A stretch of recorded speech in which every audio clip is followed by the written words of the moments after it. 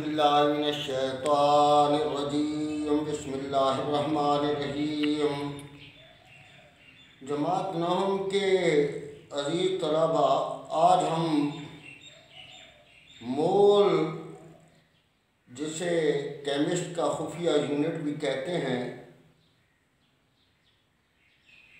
के बारे में पढ़ेंगे और साथ ही एवोगैड्रोस नंबर, पहले इसे एवोगाड्रो नंबर पढ़ते थे, आप जो है इसे एवोगैड्रोस नंबर कहते हैं, के बारे में पढ़ेंगे।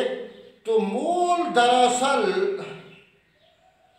किसी शय के एटॉमिक मास, मॉलिक्यूलर मास या फार्मूला मास को अगर ग्रामों में ज़हर कर दिया जाए तो ये उस शय का एक मोल होगा।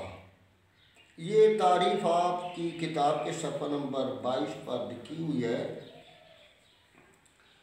यानी किसी शय के एटॉमिक मास, मॉलिक्यूलर मास या फार्मूला मास को ग्राम्स में ज़हर किया जाए तो उस शय का एक मोल होगा। तो अजीज तलबा, ये कार्बन जो है, इसको अगर मैं ये सी से ज़हर कर दूं तो ये एक एटम होगा। कार्बन सी का एक मोल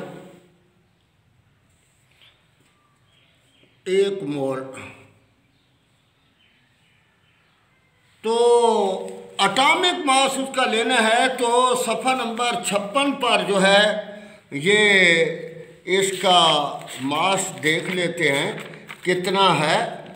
तो ये कार्बन है और इसके नीचे जो है वो 12 लिखा हुआ है। तो ये 12 ग्राम,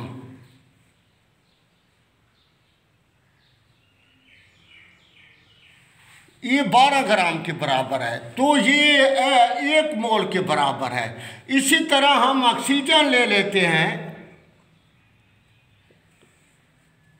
ऑक्सीजन को अगर O से ज़हर कर दें तो ये एक एटम को ज़हर करेगा का एक मोल,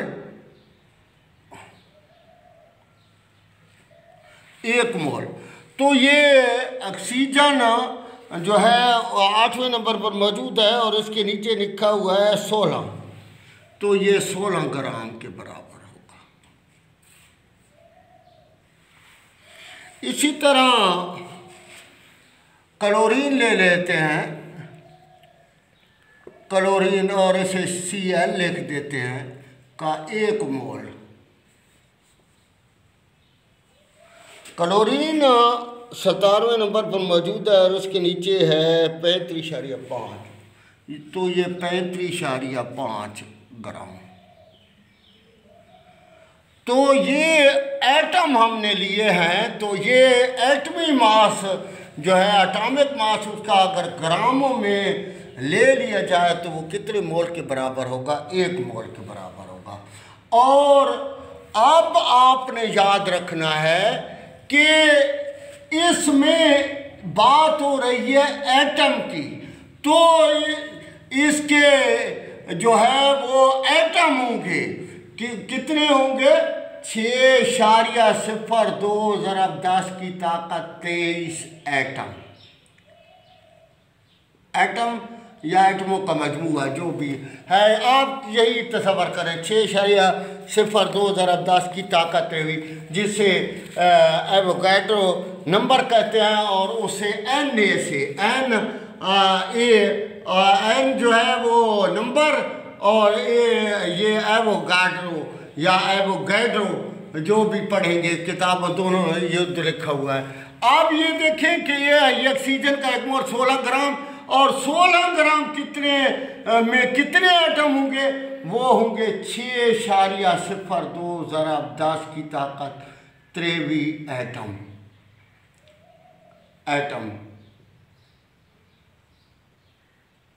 एटम्स लिख लेते हैं। एटम्स। तो ये इसमें इतने एटम्स होंगे। तो इस क्लोरीन का तो उसका वजन कितना, 35.5 ग्राम। तो इसमें के 1 मोल में जो है 6.02 ज़रब 10 की ताकत 23 एटम्स होंगे। अब ये ऑक्सीजन ले लेते हैं, फिर ऑक्सीजन ले रहे हैं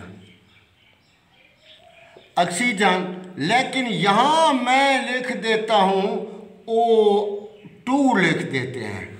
तो अब ये मॉलिक्यूल बन गया है, ये भी 1 मोल के बराबर होगा। और ये फर्क बता देता हूँ का 1 मोल, 1 मोल।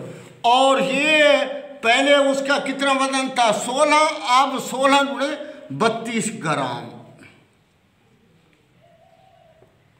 और ये 32 ग्राम जो है उसमें अब ये एटम नहीं होंगे, बल्कि जो होंगे वो मॉलिक्यूल्स होंगे, मॉलिक्यूल्स होंगे।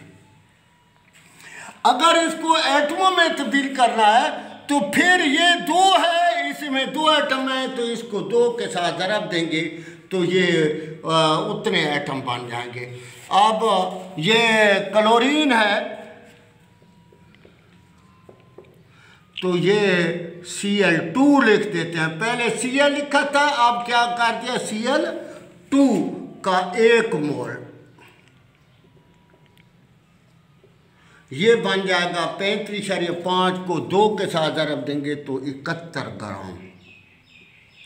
और इसमें भी अब ये मॉलिक्यूल है, तो इसमें मॉलिक्यूलों की तादाद 6.02 ज़रब 10 की ताकत 23 मॉलिक्यूल्स। इसको एटमों में तब्दील करना है तो इस रकम को कितने के साथ ज़रब देंगे, 2 के साथ ज़रब देंगे, तो जो जवाब आएगा उसके साथ आपने एटम्स लिखना है। तो कहने का मकसद ये है कि जब ये चीज़ एटम होगी तो उसमें एटमों की तादाद होगी, और जब ये चीज़ मॉलिक्यूल होगी तो उसमें क्या होगी, मॉलिक्यूल की तादाद जो है वो एवोगाड्रो नंबर 6.02 ज़रब 10 की ताकत 23 मॉलिक्यूल। तो ये 1 मोल का हमने ये सोडियम क्लोराइड ले लेते हैं, ये पानी ले लेते हैं पहले। ये पानी जिसको हाइड्रोजन ऑक्साइड कहते हैं, तो ये H2O का ये भी मॉलिक्यूल बन गया है। आप देखें ये H2O 1 ज़रब 2, 2 ज़रब 1, 2 ज़रब 1 जमा 16, जो 2 जमा 16 ये 18 बन जाएगा। ये का 1 मोल, ये 18 ग्राम बन जाएगा। तो ये इसमें मॉलिक्यूलों की तादाद कितनी होगी, 6.02 ज़रब 10 की ताकत 23 मॉलिक्यूल्स। आप इसके अगर एटम बनाने हैं तो ये देखें 2 और 1 क्या है, 3। तो इसको 3 के साथ ज़रब देनी पड़ेगी, तो ये उसके एटम बन जाएंगे। अब इसके बाद जो है वो तीसरी शर्त ये है कि सोडियम क्लोराइड ले लेते हैं, वो सल्फ्यूरिक एसिड ले लेते हैं कि ये सल्फ्यूरिक एसिड, ये H2SO4 का 1 मोल। तो ये H2SO4 H ये 2 ज़रब 1 जमा सल्फ़र 32 होता है और ऑक्सीजन 16 होता है। तो ये 2 जमा 32 जमा 16 4 64, तो ये 98 बन जाएगा। तो ये 98 ग्राम अगर ये लिख दे तो ये कितने मोल के बराबर होता है, 1 मोल के। और इसमें जो है वो कितने मॉलिक्यूल होंगे, 6.02 ज़रब 10 की ताकत 23 मॉलिक्यूल्स। अब ये दिया हुआ है कि ये इतने मालिक्यूल जो है वो होने चाहिए इसमें। तो सोडियम क्लोराइड लिया है उसने, सोडियम क्लोराइड, तो ये आयनी कंपाउंड है, NaC है, इसलिए इसको भी फार्मूला भी कह सकते हैं, फार्मूला यूनिट्स, तो मॉलिक्यूल भी कह सकते हैं इसको, फार्मूला यूनिट भी कह सकते हैं का 1 मोल। चूँकि ये है नहीं मुरक्कब है, इसलिए का सोडियम क्लोराइड जो है वो का 1 मोल लिख देते हैं, का 1 मोल, और ये बन जाएगा NaCl 23 + 35 58.5।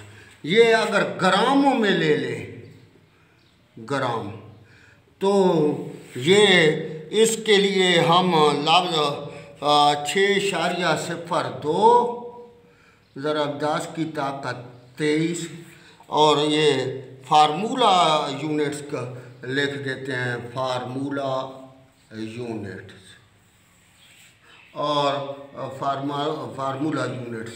मॉलिक्यूल भी लिख सकते हैं क्योंकि ये एक मॉलिक्यूल है।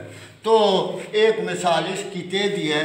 तो कहने का मकसद ये है कि जितना किसी चीज़ का वज़न है, अगर वो एटम है तो उसमें एटमों की तादाद होगी, और अगर कोई चीज़ मॉलिक्यूल है तो उसमें क्या होगी, 6.02 ज़रब 10 की ताकत 23 मॉलिक्यूल होंगे।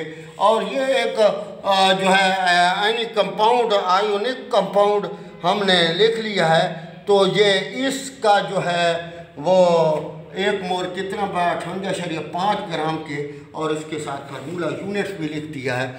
तो अब सवाल ये पैदा होता है, 2 सवाल मज़ीद पैदा होंगे मोल के लिहाज से, कि काब जो है वो 1 से ज़्यादा मोल काब होंगे। तो याद रखना कि ये फ़र्क किया एक मसावात है, ये H2 जमा O2 चेंज इनटू H2O।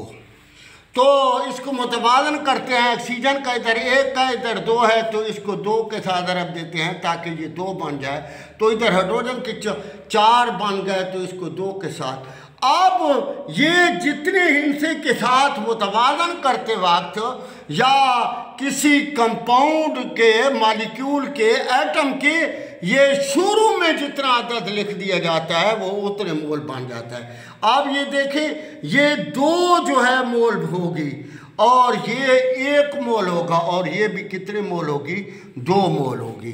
अगर वो चीज़ एटम है तो उसमें तमाम तर जो है वो एटमों की तादाद होगी, और अगर कोई चीज़ मॉलिक्यूल है तो उसकी में मॉलिक्यूलों की तादाद। अब ये मॉलिक्यूल है तो ये 2 मोल जो है वो जो वो 4 जो है उसके बन जाएंगे 4 ग्राम, तो 2 मोल के, और 1 के कितने, ये मॉलिक्यूल है, 4 ग्राम जो है वो ये मॉलिक्यूलर मास होगा, इसलिए इसके 2 मोल और इसका 1 मोल। 1 मोल जो है कितना बन जाएगा, 16×32 ग्राम, और ये पानी जो है 2 मोल का वजन 36 ग्राम आ जाएगा, क्योंकि 18 ग्राम 1 का है तो 2 का 36 ग्राम। तो जितना हिस्सा शुरू में लगा देते हैं वो चीज़ उतने मोल बन जाती है।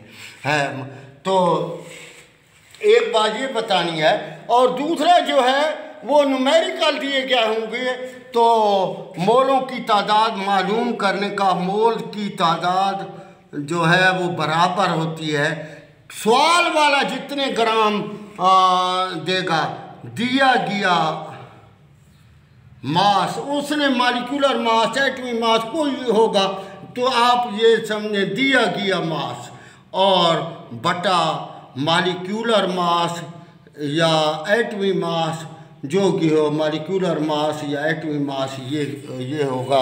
तो ये आज के किताब के सफ़ा number molar mass, molecular mass नहीं है, मोलर मास, यानी वो मोलर मास का मकसद ये है वो एटॉमिक मास भी हो सकता है, वो मॉलिक्यूलर मास भी हो सकता है और फार्मूला मास भी हो सकता है। तो ये कुलिया था कि सवाल वाला कहेगा कि इतना एक चीज़ का मास है तो आप बताएं उसके कितने मोल बनेंगे, तो उस वक्त ये कुलिया इस्तेमाल करेंगे।